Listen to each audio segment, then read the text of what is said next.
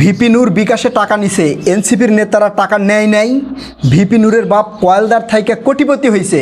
এনসিপির নেতা আসিফ মাহমুদ সজীব ভূঁইয়ার বাপ ঠিকাদারি লাইসেন্সের ব্যবসা করে নাই। ভিপি নূরের ভাঙ্গা বাড়ি আসিল, এখন দালান হয়েছে।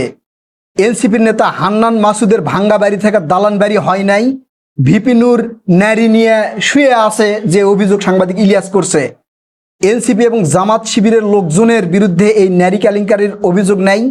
ভিপি নূর দামি গাড়িতে চোরা ঘোরে। এনসিপির নেতারা নির্বাচনে দামি গাড়ি বহর নিয়ে নির্বাচনের প্রচারণা চালাইছে না।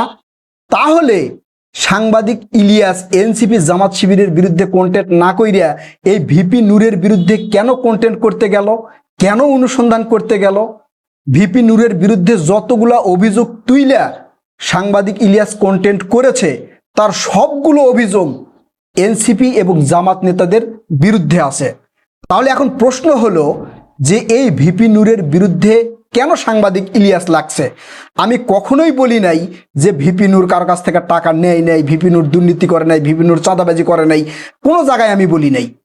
ভিপি নূর আওয়ামী লীগের দালালি করছে, এই প্রশ্ন তখন আমরাই তুলছিলাম। সাংবাদিক ইলিয়াস এই প্রশ্নগুলোর কাউন্টার দিছে। তখন সাংবাদিক ইলিয়াস বলছিল যে ভিপি নূর যদি আওয়ামী লীগের সাথে তলে তলে আতাত করে, প্রকাশ্যে তো আওয়ামী লীগের বিরুদ্ধে কথা বলে, মার খাই। ঠিক এই কথাই বলছে সাংবাদিক ইলিয়াস। ভিপি নূরকে বিকাশে টাকা দেওয়ার জন্য মানুষকে উৎসাহিত করছে সাংবাদিক ইলিয়াস। সে কন্টেন্ট কইরা বলছে যে ভিপি নূরকে টাকা দিতে হবে, এবং সাংবাদিক ইলিয়াস নিজেই টাকা সংগ্রহ করে ভিপি নূরের কাছে পাঠাইছে। এখন সেই সাংবাদিক ইলিয়াস কেন ভিপি নূরের বিপক্ষে গেল?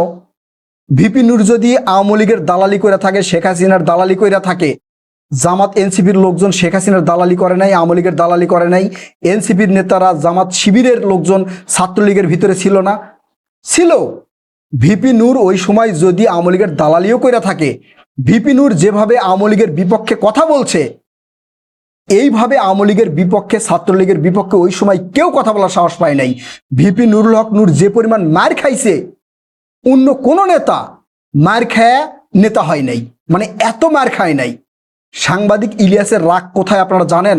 সেই রাগ কোথায়, কেন ভিপি নূরের পিছনে লাগছে, কেন ভিপি নূরকে নিয়ে কন্টেন্ট করছে, সেটা আমি বলতেছি। আমি আগেই বলছি যে আমি ভিপি নূরের পক্ষের লোক না, কিন্তু সাংবাদিক ইলিয়াসের কিছু দ্বিমুখী নীতির কারণে কথা বলতে হয়। আমি সাংবাদিক ইলিয়াস এবং পিনাকি ভট্টাচার্য, কনক সারোয়ার, তারপরে জুলকার নারায়ণ সায়ের, এদের সবাইকে কিন্তু স্যার বলি। তাদের কথা শুই না অনুপ্রাণিত হয়ে এখন কিন্তু আমি কথা বলতেছি। আমার অনেক কন্টেন্টে দেখবেন তাদের হাদি প্রশংসা, তাদের প্রশংসা করছি আমি। কিন্তু এখন সাংবাদিক ইলিয়াসের এই দ্বিমুখী নীতির কারণে, কিছু অন্যায়ের কারণে আমার কথা বলতে হচ্ছে। অন্যায়টা কেন? আমি বলছি না যে এই যে ভিপি নূরের বিরুদ্ধে যে কন্টেন্ট করছে এটা মিথ্যা বা ভুয়া। একই সাথে এনসিপি নেতারা যেটা করছে সেটা তুলে ধরা উচিত, জামাতের লোকজন যেটা করছে সেটাও তুলে ধরা উচিত। না ধইরা শুধু ভিপি নুরুল হক নূরের পিছনে লাগছে। কেন লাগছে? এর মেন কারণটা হচ্ছে ভিপি নুরুল হক নূর কেন বিএনপিতে যোগ দিল। সাংবাদিক ইলিয়াস কবে থাইকা ভিপি নুরুল হক নূরের পিছনে লাগছে আপনারা জানেন? আমি সেটার বিস্তারিত বলতেছি এবং বেশ কিছু প্রশ্নও করব। যারা আমার আগের ভিডিও দেখা আমারে সুন্দর সুন্দর গালি দিছেন, তাদের কাছে এই ভিডিওটা দয়া করে শেয়ার করে দিবেন, এবং তারা কি উত্তর দেয় সেটা আমি জানতে চাই। এই ভিপি নুরুল হক নূরকে পুরা কাউন্টার দিছে সাংবাদিক ইলিয়াস। আমি আগের ভিডিওতে বলছিলাম যে যদি ভিপি নুরুল হক নূরকে টাকা দেওয়ার অপরাধ হয়, তাহলে এই অপরাধে সাংবাদিক ইলিয়াসও অপরাধী। কারণ সাংবাদিক ইলিয়াসের কথা শুনেই অনেকেই এই ভিপি নুরুল হক নূরকে টাকা দিছে। আবার সাংবাদিক ইলিয়াস নিজেও যাদের কাছ থেকে টাকা নিছে সেই টাকাও সাংবাদিক ইলিয়াসের ফেরত দেওয়া দরকার। আমি কিন্তু বলি নাই যে সাংবাদিক ইলিয়াস নিজে টাকা খাইছে, কিন্তু সাংবাদিক ইলিয়াস তো একজনকে টাকা দিতে অনুপ্রাণিত করছে, এবং সাংবাদিক ইলিয়াস এমন এক ব্যক্তিকে টাকা দিতে অনুপ্রাণিত করছে, সেই ব্যক্তির বিরুদ্ধে এখন সাংবাদিক ইলিয়াস লাগছে। এখন প্রশ্ন হলো যে সাংবাদিক ইলিয়াস কবে থেকে কেন এই ভিপি নুরুল হক নূরের পিছনে লাগছে? 5 আগস্টের পরে যখন একটু গুঞ্জন শোনা যাচ্ছিল যে ভিপি নুরুল হক নূর জামাতের সাথে যোগ দিতে পারে, তখন কিন্তু কোনো কথা নাই, ভিপি নুরুল হক নূর হচ্ছে কলিজার টুকরা। যখন শোনা গেল গণ অধিকার পরিষদ যোগ দিচ্ছে বিএনপির সাথে, তারপর থেকেই সাংবাদিক ইলিয়াস ভাই মাথায় আর কাজ করতেছে না। যেই হচ্ছে জামাত এনসিপির বিরুদ্ধে গেছে বা জামাতের সাথে জোট করতে চায়নি, তার বিরুদ্ধে সাংবাদিক ইলিয়াস লাগছে। যখন শুনছে এনসিপি বিএনপির সাথে যোগ দিবে, তখন এনসিপির নেতাদের বিরুদ্ধে বলা শুরু করছিল সাংবাদিক ইলিয়াস। যখন জামাতের সাথে এনসিপির নেতারা যোগ দিছে তখন থেকে এনসিপির নেতারা কিন্তু কলিজার টুকরা।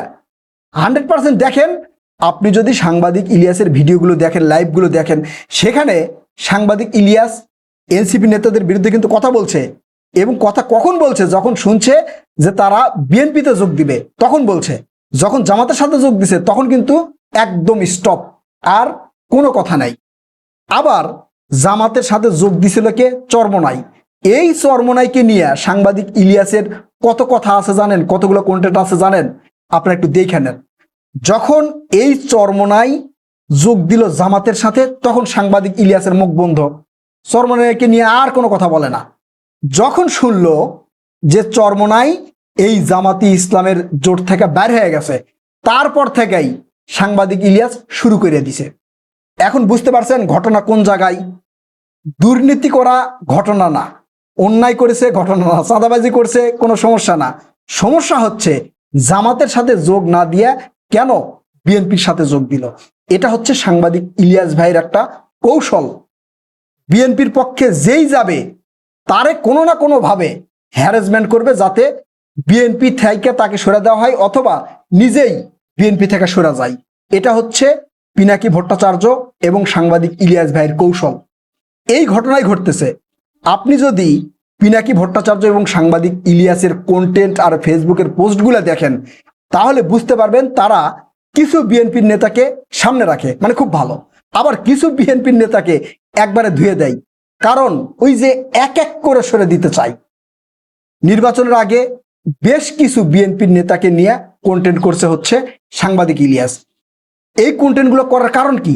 যাতে ওই আসনগুলাতে বিএনপির এই নেতারা জয়ী হতে না পারে। যদি জয়ী হতে না পারে তাহলে জামাত এনসিপির যেগুলো লোকজন আছে তারা জয়ী হয়ে আসবে, আসন বেশি পাবে। বুঝতে পারছেন কৌশলটা কোথায়?